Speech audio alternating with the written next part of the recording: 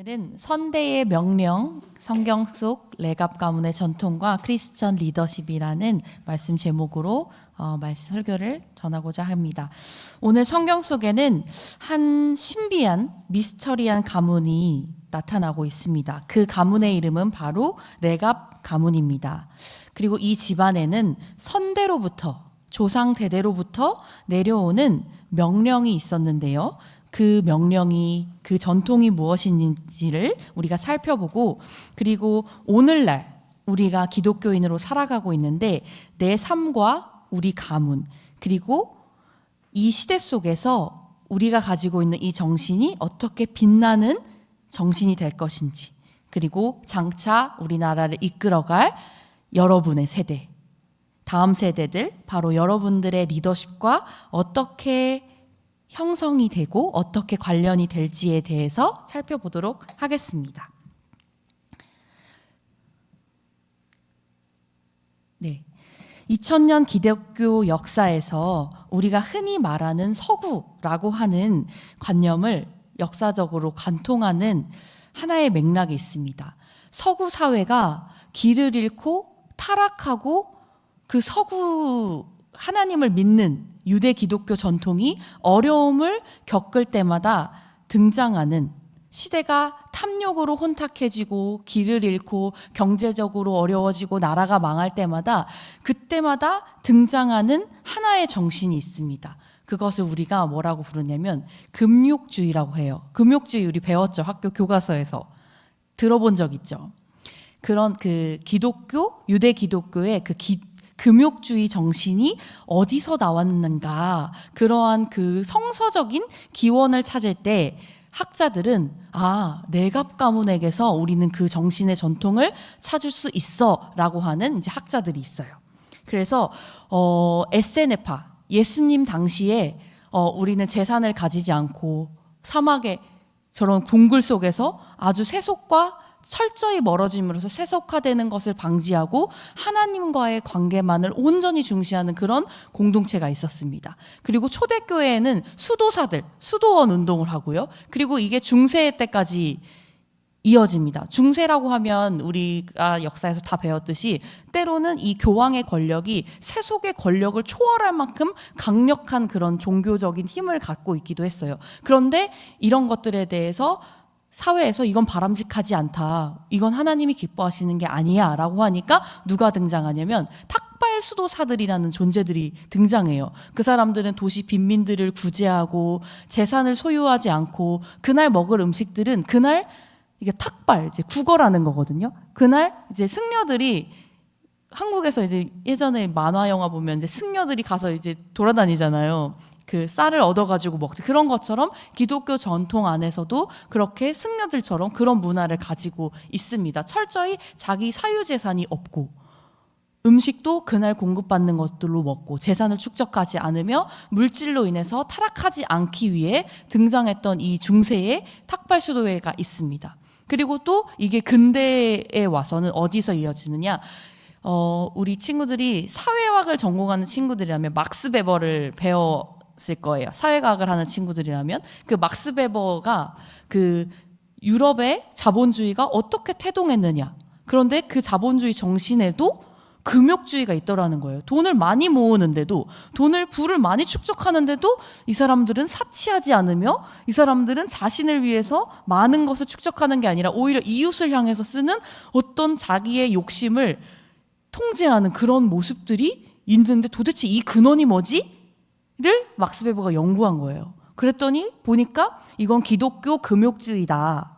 그러면서 루터교를 분석하고 칼빈주의 기독교를 분석하고 거기에도 웨슬리안 우리 감리교도 분석하고, 이게 큰 틀에서는 기독교 금욕주의의 정신이 서구 자본주의 정신에도 흐르고 있구나 라고 이렇게 분석을 하고 있어요. 여기까지 이제 학자들의 이야기입니다. 그런데 이 가문에 대해서 한편으로 구약을 연구하는 학자들은 이 사람들이 너무나 하나님의 말씀을 잘 지키니까 도대체 이 사람들이 제사장 집안이었냐, 아니면은 우리처럼 일반적인 그런 평신도였을까, 아니면 사업을 하는 집안이었을까, 뭐 이런 연구들이 분분했어요. 그런데 그거는 사실 우리가 알 수 없거든요. 그 사람들이 어떤 가문의 사람이었는지를 역사적으로 밝혀내기가 쉽진 않아요. 그런데 중요한 건 뭐냐면 성경에서 드러난 것으로 봐서는 어떤 업을 하는 가문인지, 제사장 가문의 흐름이었는지, 아니면은 전차를 만드는 그런 가문이었다라고도 나오거든요. 전투 기술을 만드는 그런. 근데 그거는 밝혀질 수 없지만 뭐냐면 제사장 계급에 견줄 만한 순수성 그리고 정결함을 보여주고 있다는 거예요. 그래서 이거를 연구자들은 굉장히 미스터리한 가문이다. 이 레갑 가문이 너무 지금 신비하고 미스터리하다. 이렇게 이야기를 하고 있어요. 그러니까 쉽게 이야기하자면 천연 기념물 같다. 저는 이렇게 표현을 쉽게 이해하자면 이건 천연 기념물이에요. 아주 깨끗한 물에서만 사는 잘 보존된 그런 종이다. 이런 생각이 들더라고요. 그래서 어떻게 했길래 그랬는지 우리가 성경을 같이 살펴보았으면 좋겠습니다. 네, 우리 같이 읽을게요. 시작. 제가 한 절 읽고 여러분 한 절 읽겠습니다. 유다의 요시야 왕의 아들 여호와김 때에 여호와께로부터 말씀이 예레미야에게 임하여 이르시되 너는 레갑 사람의 집에 있어서 그들에게 말하고 그들을 여호와의 집 앞에 방으로 예려 술 대신에 마시게 한 내가 레갑 사람들의 후손들 앞에서 포도주가 가득한 종지와 술잔을 놓고 마시라 권하매 그들이 이르되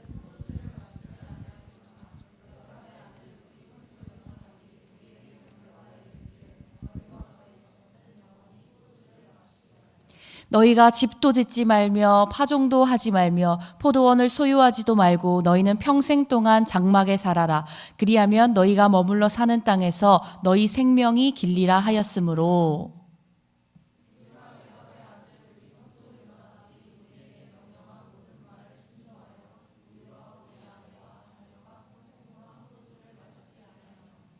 살 집도 짓지 아니하며 포도원이나 밭이나 종자도 가지지 아니하고. 같이 읽겠습니다. 장막에 살면서 우리 선조 요나답이 우리에게 명령한 대로 다 지켜 행하였노라. 아멘. 여러분, 지금 이 말씀에서 살펴본 것 같이 하나님께서 예레미야를 레갑 가문의 자손들에게 보내서 술상을 차려주시는 거예요. 술상을 차려주셔서 술을 가득 부어서 자, 방에다 불러서 마셔라. 이렇게 마시라고 하는데, 근데 레갑 자손들이 지금 술을 마시라고 하는데 이거에 대해서 어떻게 반응을 하고 있나요? 술을 마셨나요? 술을 주시네 하면 술을 마셨어요? 아니면 술을 거부했나요? 술을 거부했어요. 왜요? 자신들의 집안에는 선대로부터 내려오는 명령이 있다는 거예요. 그 선대로부터 내려오는 명령이 뭐였냐면, 첫 번째, 크게 보여주세요 화면. 금주하는 거예요. 술을 마시지 않는 거예요. 그리고 정착 생활을 하지 않는 거예요. 우리는 사실 현대인들은 어떻게 해요?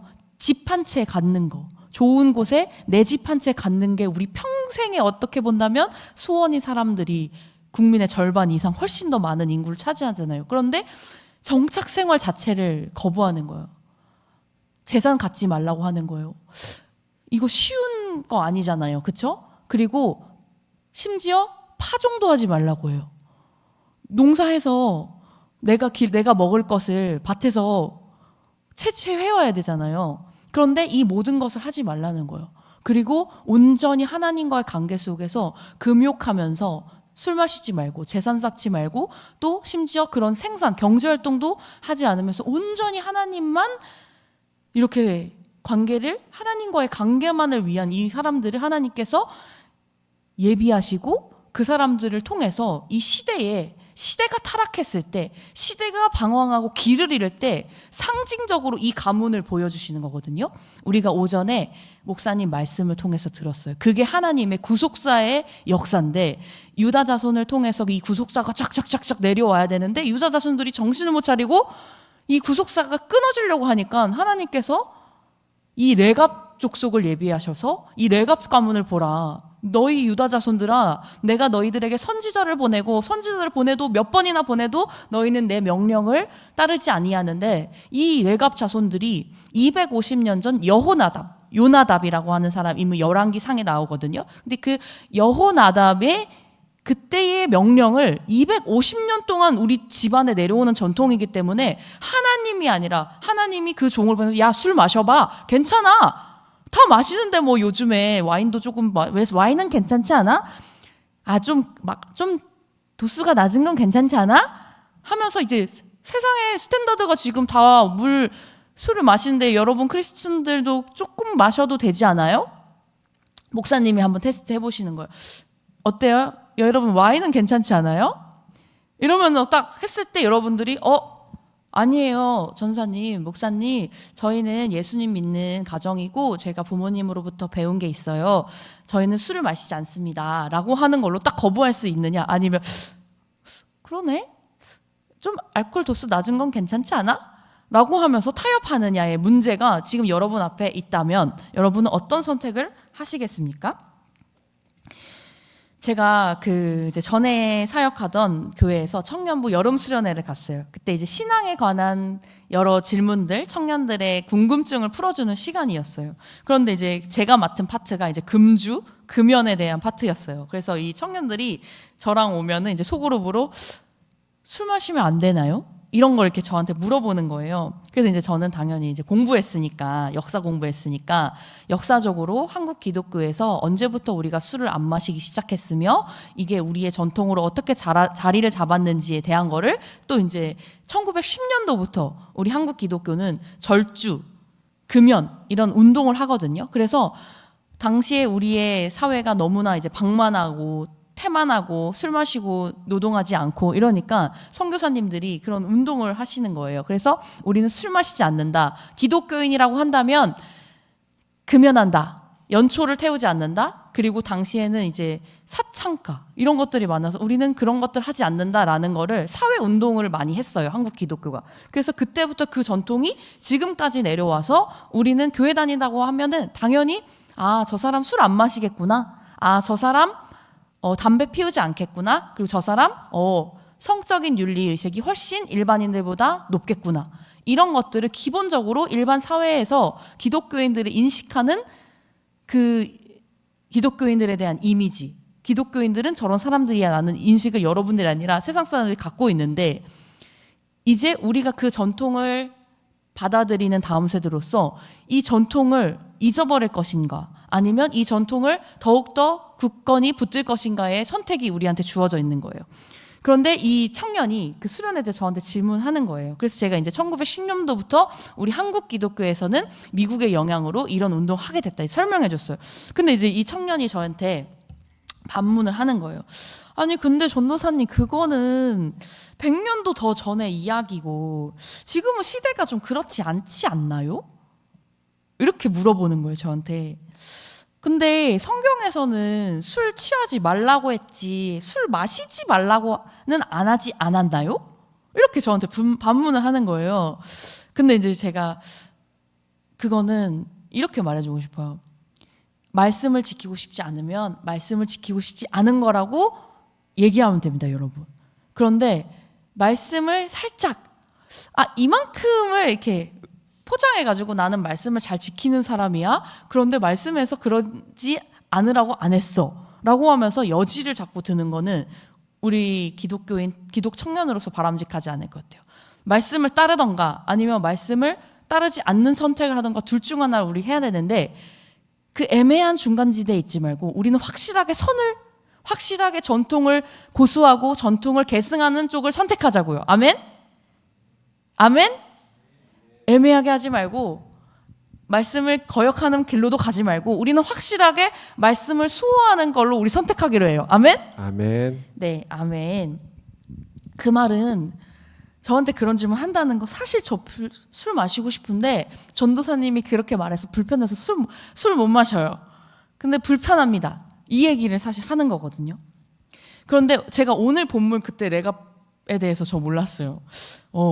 그때 이 레갑에 대한 말씀을, 이 레갑 가문에 대한 말씀 알았더라면 그 청년들에게 더 확고한 하나님의 그 말씀을 고수하는 그 정신이 무엇인지를 설명해 줬을 텐데, 그때 제가 이 레갑 가문에 대해서 알지 못했어요. 오늘 본문에서는 어떻습니까? 하나님께서 직접 선지자를 보내서 술상을 차려주시잖아요. 마셔라, 괜찮다, 마셔봐 하는데, 그리고 술을 가득 부어요. 조금도 아니고 가득.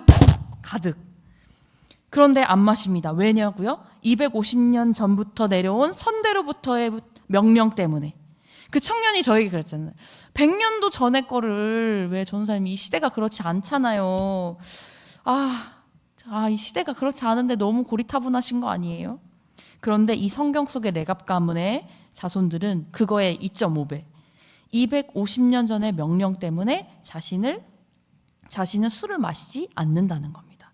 여러분, 하나님의 말씀을 어려서부터 우리가 들은 친구들도 있고 이제 막 듣기 시작한 청년들도 있어요. 그런데 말씀을 내가 어려서부터 들은 그 말씀을 인생을 20대, 30대, 40대, 50대 그리고 일평생에 지켜간다는 거는 사실 쉬운 일은 아닙니다. 어렸을 때 목에 칼이 들어와도 내가 지켜야지 하는 그 말씀이 지금까지도 내가 잘 지키고 있는지를 물어보면 그렇게까지 했어야 됐나? 라고 그 중요성, 그때는 생명과 같이 지키려고 했던 그 중요성이 때로는 시대가 지나면서 그리고 내가 많은 나이가 지나면서 그 의미들이 희미해지는 것들이 있어요. 알고 배우는 게 많아질수록, 그래서 내가 세상에 가까워질수록 하나님의 이 말씀들과는 내가 점점 때로 멀어지기도 하거든요. 그렇기 때문에 우리에게 그 말씀이 들려질 때 다시금 그 말씀을 붙잡으라고 하시는구나. 저도 이 말씀을 제가 준비하면서 그렇구나, 역시 그렇구나. 지금까지 지켜온 것들 다 맞아. 지금까지 지켜온 것들 내가 이 나이에 이 시기를 지나면서 한 번 더 확실하게 내 마음에 새겨야 돼 라는 생각을 저도 했어요. 그래서 여러분들도 이 말씀, 술이나 하나님께서 우리에게 주신 규례들, 명령들, 주일 성수, 11조, 그리고 순결한 이성관계, 그런 것들에 대한 말씀이 들려질 때 다시 한번 각인하라고 하시는구나라는 걸로 생각하고 여러분들이 받으시기 바랍니다. 사람들이 그래요. 꼭 지켜야 돼? 술, 도수 낮은 거 괜찮잖아. 이렇게 할 때 술에 대한 경험, 이게 이런 것 같아요. 우리 천희영 부장님께서 오늘 그 간증을 통해서도 오답노트라고 말씀해 주셨잖아요. 여러분들이 술에 대한 것들 잘 지키고 계시다면 좋아요. 그리고 앞으로도 더 잘 지켜야 됩니다. 누군가는 잘하고 있다, 잘 가고 있고 그거 맞는 길이야 라고 이야기해 줘야 되더라고요. 안 그러면 난 잘 지키고 있는데 근데 이거 잘 지켜서 뭐가 효용이 있는 건데? 라고 잘 지킨 사람들 오히려 모르거든요. 안 지키는 악하게 지켰을 때의 그 폐해를 모르거든요. 근데 술이라는 건 죄악과 유혹으로 가는 문을 열어주는 것 같은 거예요. 그 직접적으로 죄와 유혹을 오는 건 아니지만 그쪽으로 가는 문을 살짝 여는 거예요. 그리고 그걸 활짝 열면 더 그쪽으로 가는 거고요. 근데 여러분들이 나 술 마시지 않아, 나 크리스천이기 때문에 술은 그래도 내가 엄격하게 나는 그 문화를 즐기지 않아 라고 했을 때는 그 많은 죄악과 유혹의 가능성으로부터 여러분들이 탁 문을 닫아놓는 거거든요. 근데 그거를 타협하기 시작하면 그쪽으로 문을 여는 거예요. 그러면은 그 다음에는 더 큰 엄청난 것들, 독수리 발톱과 같이 여러분들 타겟해서 여러분들의 영혼을 망칠 수 있는 많은 것들로 인도하게 됩니다. 그 문을 여는 거예요. 그 문을 괜찮아 라고 하면 살짝 여는 게 술인 것 같다는 생각 요즘에 다시 하게 됩니다. 이제 여러분들이 20대잖아요. 30대잖아요. 그런데 이제 어른들은 술로 쌓은 인맥, 술로 쌓은 영업실적, 술로 쌓은 인연 결코 그리 오래가지 않습니다. 그거를 반드시 여러분들이 이 청년의 때에 무릇 지킬 만한 것 중에 너희의 마음을 지키라고 하잖아요. 다시 우리가 기독교인이라면 지켜야 할 그 기독교 전통 안에서 전해지는 그것들에 대한 거를 우리가 오늘 한번 다시 짚어갔으면 좋겠습니다. 어려서부터 우리 집안에서 기독교 집안이라면 우리 집안을 통과하는 그런 것들, 교회에서 배운 것들, 순결하고 고결하게 지켜오는 것들, 여러분들 그거를 안 지키셨다면 지금부터 지키시기 바랍니다. 그리고 여러분들이 나는 지켜온 것 같아, 그리고 앞으로도 지킬 거야 한다면 더 그것을 잘 지키시기 바랍니다. 왜냐면요, 여러분들이 지키는 그것이 여러분들을 지켜줄 것입니다. 다시 한번요. 여러분들이 지키는 그것이 여러분들을 지켜줄 것입니다. 마지막으로 말씀드릴게요. 여러분들이 지키는 그것이 여러분들의 인생을 지켜줄 것입니다. 아멘. 주일 성수하고 헌금 생활 11조 지키고 금주 금연 지키고 성적으로 순결하게 지키는 것들이 여러분들의 평생을 지킬 것입니다. 이거는 단순히 육체적인 호르몬적인 어떤 유혹을 많이 받는 청년의 때의 문제가 아니라 일평생에 여러분들의 삶을 지켜야 할 기초적인 그 주춧돌과 같은 거거든요. 이것들을 하나씩 무너뜨리기 시작하면 인생의 리스크는 더욱더 잃을 게 없을 때는 크게 잃을 것도 없겠죠. 근데 잃을 게 많아질수록 여러분의 인생 송두리째로 앗아가는 그 것들이 됩니다. 그래서 제가 분명히 말씀드려요. 지키는 것, 여러분들이 지키는 것이 여러분들의 인생을 지켜줍니다. 왜요? 왜 지켜야 돼요?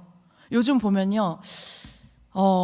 진짜 이 믿지 않는 청년들의 그 성적인 개방, 술에 대한 거, 이런 거는 너무 개방돼 있는 것 같아요. 시대가 혼탁할수록 우리 기독교인들의 윤리와 우리 기독교인들의 그 가치가 빛을 발하게 되거든요, 여러분들. 그 모든 게 희소성의 가치잖아요. 여러분들이 희소하잖아요.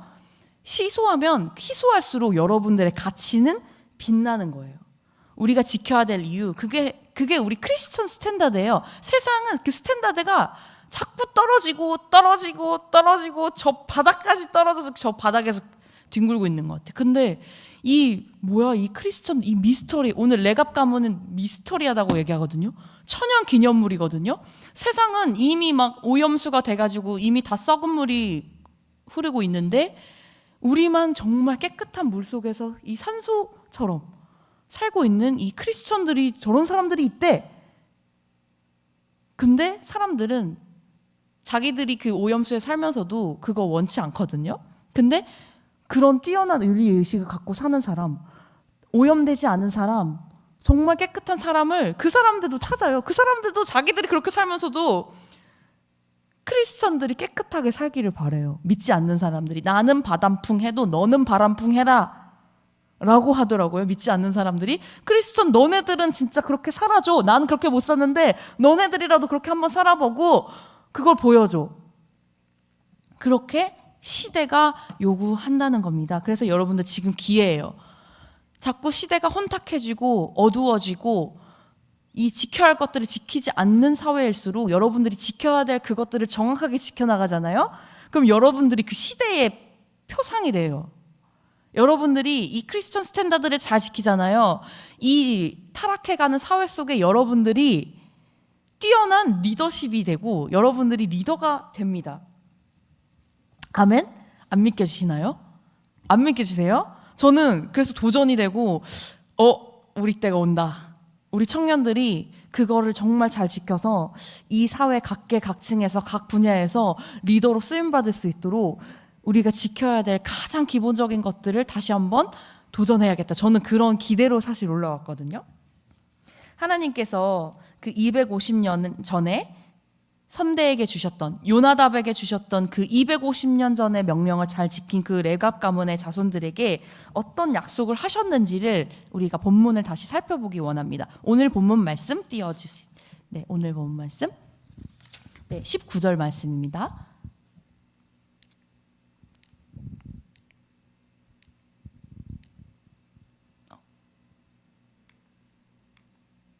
네, 19절인데.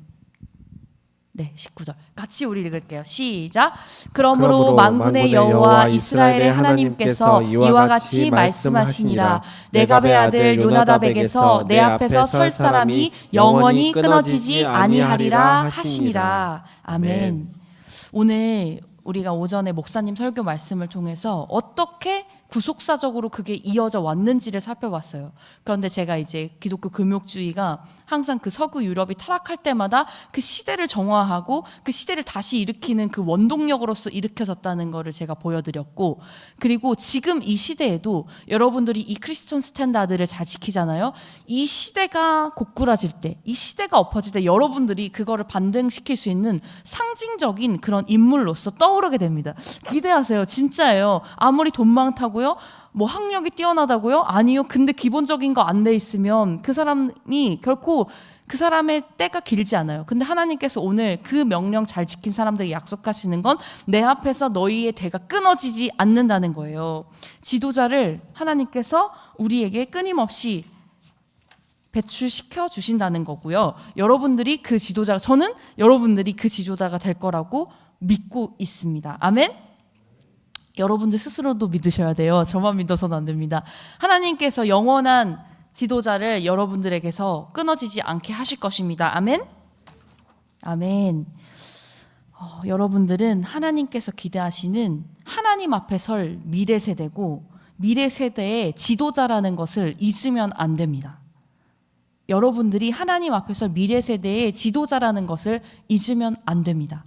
우리는 지금 국가의 지도자를 선출하는 기관을 갖고 있어요.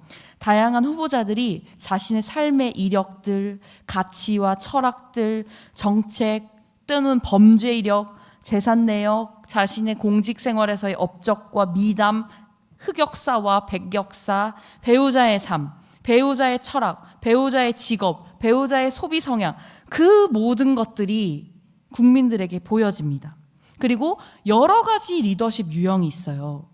아주 잘 좋은 가문에서 잘 배우고 엘리트 코스 밟아서 엘리트들의 이익을 나는 대변하겠다라고 하는 사람들도 그들에게 호소력이 있는 것이고요. 또한 반대로 일찌감치 이권을 포기하고 나는 평생을 어려운 사람들과 함께하고 고문방에서 잘 들리지도 않는데 일평생의 공익을 포기하지 않는 삶도 있었고, 일평생 찌들리는 가난 속에 가난한 사람들과 함께한 사람들도 있습니다. 다른 리더십 유형이죠. 그런데 그 사람들 각각이 자신의 리더십으로 자신을 지지하는 사람을 설득하는 거예요. 뭘로 설득하냐? 자신의 삶의 이력으로 설득하는 거예요. 삶의 이력으로. 나는 평생 가난한 사람과 함께 했습니다. 그럼 그 가난한 사람들에게 그 인생이 소구가 되는 거예요. 여러분들이 지금은 우리가 국가의 지도자를 뽑는 기간이기도 하니까 나는 미래에 어떤 지도자가 될 것인가? 나의 리더십 유형은 어떤 거지? 나는 어떤 이력을 내 삶에서 만들 거지? 나는 가난한 사람과 함께 할 것인가? 아니면 정말 최상류층을 내가 섬길 것인가? 그것도 여러분들이 선택하고 여러분들이 그림을 그리고 여러분들의 인생을 디자인하는 대로 인생은 하나님 앞에서 흘러가게 되거든요. 그래서 20대에는 내가 어떤 리더십 포메이션을 할 것인가, 나는 어떤 어떠한 사람들에게 소구하는 리더십을 만들 거고, 그게 말로만이 아니라 내 삶에서 어떻게 내 삶의 이력에서 어떠한 설득력을 만들어낼 것인가를 여러분들이 지금 그리셔야 돼요. 여러분들이 리더라는 사실을 잊지 마시고, 나는 그냥 취업해가지고 그냥 월급 받아가지고 이제 결혼해가지고 그냥 이렇게 살아야지가 아니라, 하나님께서 이 시대의 스탠다드 떨어질 때는 크리스천 스탠다드를 항상 쓰신다니까. 지금 그때가 오는 것 같아요. 그래서 난 너무 기대가 되는데, 여러분들이 그래서 20대 때 그 리더십 포메이션 잘 해야 된다. 어디다 내가 포지션이 어디다 할 건가? 나는 어떤 리더십? 난 엘리트 코스로 가겠어. 아니면 나는 빈자와 극빈자와 함께 하겠어. 라고 하면서 여러분들의 리더십 유형을 그려보세요. 그리고 나의 스토리, 나의 인생의 배경을 잘 분석하면서 나는 이게 맞겠다라고 하면서 여러분들의 리더십 유형을 지금 그리시는 거예요. 대한민국은 지금 4세 경영, 일단 세속적인 얘기를 하는 거예요. 기업들은 4세 경영의 시대, 그리고 목회자, 기독교계도 목사 나오면 한 집안에 정말 우리 집안 좋다라고 딱 보잖아요. 그러면은 지금 기독교 연세대학교 역사 140년 돼가지고 올해가 140주년이거든요. 기독교 역사가 그 맥을 같이 하고 있어요. 한국 기독교 역사가 140년 됐어요. 그럼 35년씩 쪼개면 70년 하면 140년이거든요. 그러니까 기업을 잘 만들었어도 그 기업에 4세, 창업주로부터 4세의 경영인이 나와 있는 상태고, 목사님들도 마찬가지예요. 한 집안에 목사 나왔으면 4대째 목사 가문, 5대째 목사 가문이 지금 나와 있는 상태거든요. 그러니까 이 시대는 자꾸 리더십을 요구해요. 기독교계에도 다음의 기독교계 리더십은 어떤 리더십일 것인가? 국가를 경영하는 리더십은 어떤 리더십인가? 내가 기업가라면 이 4세 경영인들에게 어떠한 리더십을 물을 건지 이 시대는 계속 시대가 어려워질수록 그 타고난 리더십을 더 묻게 되거든요. 그 질문을 여러분들이 받을 수 있는 거예요. 내가 우리 집안이 나는 기업가 집안도 아니고 나는 목사님 집안도 아니고 나는 우리 집안 정치인 집안도 아닌데 나한테까지 그 리더십을 물어볼까? 아니요. 여러분들이 그 리더십을 처음으로 쓰는 당대가 될 수 있고요. 아니면 여러분들이 그 리더십을 쓰는 그 주인공 될 수 있습니다. 아멘? 그래서 여러분들이 그 리더십 포메이션을 지금부터 하셔야 돼요. 왜냐하면 여러분들이 그 그림대로 여러분들 중에 정치 지도자가 나오지 말란 법이었고 여러분들 중에 기업을 이끄는 기업가가 나오지 말란 법이었고 영부인이 나오지 말란 법도 있어요. 영부인이 나오지 말란 법도 없어요. 있어요가 아니라 없습니다.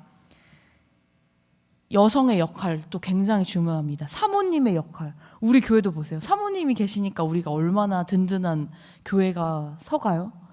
정말 그 사모님의 리더십, 사모의 역할도 굉장히 중요합니다. 목사님 사모님, 정치인의 사모님, 기업가의 아내의 사모님, 다양한 그 사모의 리더십도 요령이 대단히 다양하거든요. 그럼 내가 만약에 나 사모님 되고 싶다. 목사님 사모님 되고 싶다. 아니면 나 기업가 사모님 되고 싶다. 그러면 어떤 사모가 될 건지도 여러분들이 나 내조형 아니면 나는 조금 더 적극적인 난 이희호 여사 같은 나는 내 자체적인 활동이 있는 그런 여성 리더십에 대한 다양한 것도 있고 아니면 지금은 여성들에게 직접적인 기회를 주는 시대잖아요. 그러니까 또 적극적으로 내가 나의 전문 분야를 통해서 내가 여성으로서의 리더십을 발휘해야지 라고 생각할 수 있습니다. 그러니까 우리 모래내 감리교회 여성들이요. 지금부터 여성 지도자가 되겠다라는 꿈을 꾸십시오. 꿈이 없나 봐. 안 들려. 채원아. 여성 지도자가 되겠다. 나는 정말 그 이렇게 말하거든요. 여성성이 세계를 구한다. 라고 얘기해요. 남자들은 이렇게 싸운다고, 여성들은 이렇게 화합을 한다고, 여성성의 세계를 구한다라는 말도 신학 강의실에서 종종 들리거든요. 그래서 여성들이요, 감리교는 1930년대부터 여성 목사를 만들어낸 교단입니다. 여성의 리더십을 인정하는 그런 멋진 교단이에요. 여러분들이 꿈을 품고 뭔가를 한다고 했을 때 이 기독교 네트워크, 이 기독교가 여러분들을 도와줄 것입니다. 그러니까 여러분들이 지금부터 꿈을 크게 꾸세요. 그게 불가능해도 꾸세요. 꿈이 없는 사람은 죽어 있는 것과 똑같잖아요. 그게 안 될 것 같다고 손이 안 닿아요. 저도 손이 안 닿아요. 이게 안 닿아요. 근데 어느 순간 지나면 넉넉하게 이걸 잡고 있어요. 그러니까 지금은 안 닿아도 불가능해 보여도 여러분들이 꿈을 꾸시고 내 지도력은 뭐지? 내 리더십은 뭐지? 그림을 그리세요. 그 어떤 분야라도. 세상의 그 기업과 가문에도 사세 경영의 시대라고 했잖아요. 세상에 정말 수성을 잇기 위해 자신 잘 사는 거 계속 잘 살기 위해 꼭 자기만 잘 사는 건 아니겠죠. 국가 경제를 위해서 계속 수성을 잇기 위해서 내려오는 그 선대의 가르침이 예수 안 믿는 집안에도 다 있거든요. 예수 안 믿는 집안에도 우리 가문을 이루는 DNA는 이거다. 우리 집안의 이 사업의 결정체를 이루는 정신은 이거다라고 하면서 그거를 후세대들에게 계속 내려보내거든요. 그런데 하물며 세상 사람들도 예수 그리스도를 믿지 않는 세상 사람들도 자신의 수성 있는 삶을 잇기 위해서 자신들의 철학이 있고 선대로부터 내려오는 명령이 있습니다. 그런데 하물며 예수님을 믿는 우리는 이 기독교 전통 안에서 지켜야 할 우리가 고수해야 할 가치가 있는 것입니다. 아멘? 그것을 가장 잘 지켰던 그 표본이 오늘 레갑 가문이었잖아요. 우리는 무엇입니까? 오늘날 우리는 무엇입니까? 우리가 누구입니까? 우리는 하나님께로부터 받은 명령과 규례, 그리고 그것을 기독교 전통 안에서 교회를 통해서 이어가고자 하는 그 주체가 바로 우리예요. 우리는 하나님의 그 말씀, 기독교 전통, 기독교에서 내려온 그 전통, 금욕적인 가치, 세상이 탐욕으로 물들어서 길을 잃고 헤맬 때 세상이 어디로 가야 될지를 몰라도 그 길을 제시하는 그 기독교의 정신, 그게 금욕주의였거든요. 그리고 그 금욕주의의 정신을 이루는 것이 바로 학자들은 레갑 가문이 아닐까. 성서에서 이 레갑 가문이 그 정신의 기초를 보여준다라고 하고 있어요.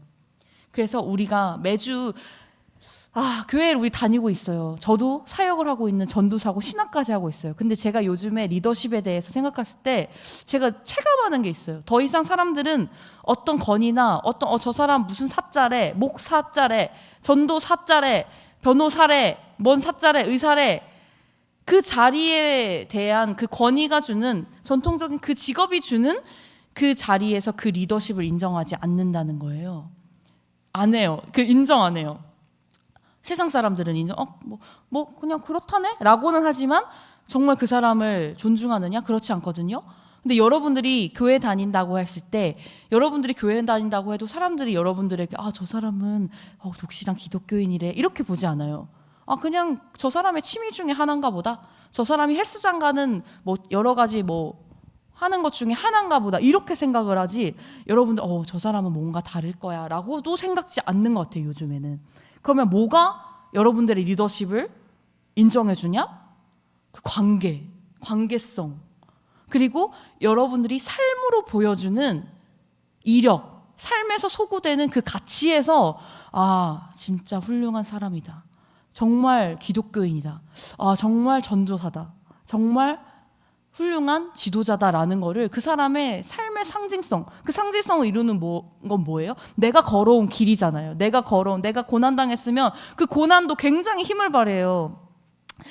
저희가 140주년 연세대학교 그 신학대 행사를 했는데 거기서 남성 중창단이 나와가지고 찬양을 했어요. 참 똑똑한 분들인데 주님의 길을 가겠다고 이제 목사가 되려는 사람들이잖아요. 언제 연습했는지 모르게 2달 연습해가지고 중창 찬양을 했어요. 근데 저도 그 찬양을 들으면서 스스로의 그 권리 포기, 우리는 권력의 길을 가지 않습니다. 우리는 주님의 길을 갑니다라고 하는 그 메시지를 찬양으로 막 전달하는 것 같은데, 그날 연세대학교 윤동석 총장님이 계셨거든요. 근데 그 총장님이 뭐라고 말씀하시냐면, 이 연단에 여기는 제가 설 자리는 아닌 것 같습니다. 제가 여기 목사님들 서시는 곳인데 제가 설 수 있을까요? 라고 하면서 굉장히 많은 은혜를 받으시더라고요. 온 대학 공동체의 지도자이고 리더인데, 그래서 제가 느꼈어요. 스스로의 그 이권 포기하는 거, 스스로의 권리 포기하는 것 자체도 엄청난 힘을 주는구나. 우리가 꼭 어떤 엘리트 코스를 가기 때문이 아니라, 내가 스카이 나와서 나는 정말 변호사, 검사, 판사 돼가지고 나 의사 돼서 내 삶이 이 정도 올라왔으니까 리더십이 있을 거다. 요즘은 그런 문법이 아닌 것 같아요. 보면 그러잖아요. 후보인데 자녀들이 사회복지사래요. 가장 평범하고 서민적인 것 속에서도 사람들이 저 사람은 나랑 같이 살아왔구나. 저 사람은 예수님과 같이 가난한 사람과 함께 했구나. 라는 그런 것 속에서도 엄청나게 사람들이 설득되고, 존경스러워. 일평생 어떻게 저렇게 살았을까? 하는 리더십을 그 사람에게 부여한다는 겁니다. 그래서 여러분들이 내가 잘나지 않았어도 우리 집안이 별 볼 일 없다고, 아니 별 볼 일 없는 게 더 힘이에요. 지금 별 볼 일 없고 나는 내가 얻을 게 없는데 그게 강력하게 더 힘을 발휘하는 시대입니다. 그래서 여러분들이 주저하지 않았으면 좋겠어요. 나도 리더가 될 수 있고, 내 리더십, 내 인생 자체가 사람들한테 설득력이 될 수 있다. 그런 거를 명심하셨으면 좋겠어요. 그래서 저는 이제 주님의 길 가기로 선택했잖아요. 더 늦기 전에 내 삶의 이력에서 뭔가 전도사답고 뭔가는 이 기독교적인 실천이 있는 삶이 돼야지, 설교만 한다고 제가 여러분들에게 전도사가 될 수 있다고도 생각지 않습니다. 그래서 제가 이제 결심했어요. 나도 이제 우리 청년들이랑 더욱더 관계를 나아가야지. 우리 청년들과 삶으로 이야기하는 전도사 돼야지. 그리고 내 삶의 이력에서 정말 기독교적인 실천이 있는 전도사 돼야지. 이런 마음으로 사실 제가 노숙자 노숙자 배식 봉사 신청했거든요. 그때 우리 승혁 형제랑 우리 어디 갔어요? 민경이가 나왔어요. 관계예요, 관계. 결국에는 근데 이 관계를 누가 만들어 놓은 건가요? 우리 담임 목사님과 담임 목사님의 목회 철학에서부터 나온 이 모래내 감리교가 우리는 사회적인 실천을 한다라는 이거를 가지고 이 색깔을 분명히 드러나게 가는 거잖아요. 그래서 이게 결국에 모든 관계가 이어지고 있다. 그래서 우리 청년들도 나왔으면 좋겠다 이런 생각이 들더라고요. 여러분들이 봉사하고 헌신하고 교회 다니고 이런 거 있잖아요. 세상 사람들이 쟤는 뭐 교회 다닌데 이거 우리는 특별한 영역을 관리하고 있는 거예요. 여러분들의 리더십에서 여러분들이 주님의 길을 안 가더라도 특별한 제3의 영역 관리를 지금 하고 있는 겁니다.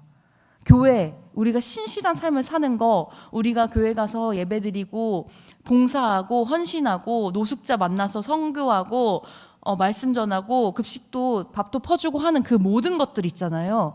여러분들의 삶에 굉장한 경쟁력이 됩니다. 여러분들의 삶에 여러분들이 앞으로 어떤 일을 선택하던 그 제3의 영역 관리 돼 있는 사람 있잖아요.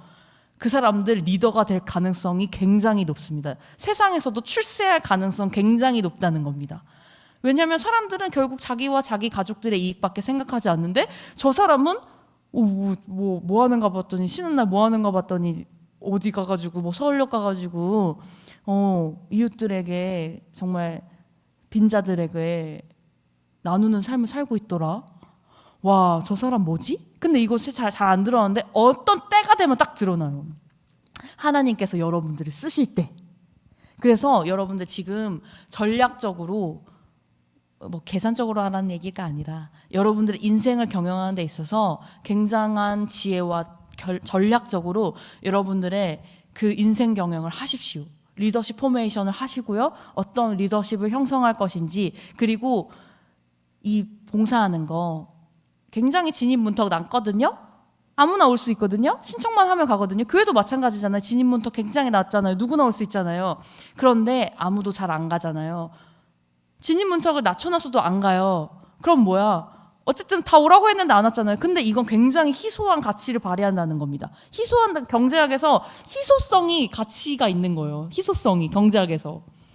여러분들이 제3의 영역, 봉사, 교회에서의 봉사, 또 이 우리 모래내 교회에서 주는 이 목사님의 목회 철학으로부터 나오는 이 세상의 낮은 자 가까이 가는 그 실천을 여러분들 했을 때 여러분들은 이 관계성 안에서 이 여호수아 커뮤니티의 관계성 안에서 이 모래내 감리교회에 소속된 거 하나로 여러분들의 제3의 영역 관리가 지금 되고 있는 거예요.